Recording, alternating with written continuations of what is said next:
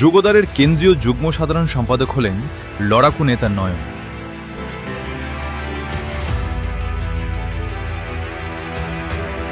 জাতীয়তাবাদী যুবদলের কেন্দ্রীয় কমিটিতে বড় চমক।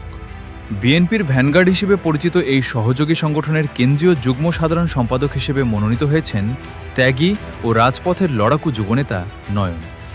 দীর্ঘদিনের রাজনৈতিক ত্যাগ, মামলা হামলা উপেক্ষা করে রাজপথে সক্রিয় থাকার স্বীকৃতিস্বরূপ তাকে কেন্দ্রীয় যুবদলের এই গুরুত্বপূর্ণ দায়িত্ব দেওয়া হয়েছে বলে মনে করছেন তৃণমূলের নেতাকর্মীরা।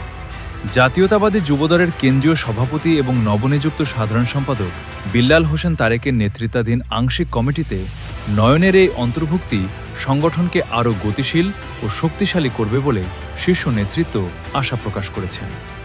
নয়ন কেন্দ্রীয় যুবদলের যুগ্ম সাধারণ সম্পাদক নির্বাচিত হওয়ায় দেশের বিভিন্ন স্থানে আনন্দ মিছিল ও মিষ্টি বিতরণ করেছেন স্থানীয় যুবদল ও ছাত্রদলের নেতাকর্মীরা। কেন্দ্রীয় যুবদলের নবনিযুক্ত যুগ্ম সাধারণ সম্পাদক নয়ন এক প্রতিক্রিয়ায় দলীয় শীর্ষ নেতৃত্বের প্রতি কৃতজ্ঞতা প্রকাশ করেন। তিনি বলেন, আমার ওপর যে আস্থা রাখা হয়েছে, জীবনের ঝুঁকি নিয়ে হলেও রাজপথে থেকে তার মর্যাদা রক্ষা করব। যুবদলকে আরও সুসংগঠিত করে দেশনায়ক তারেক রহমানের হাতকে শক্তিশালী করাই এখন আমার মূল লক্ষ্য।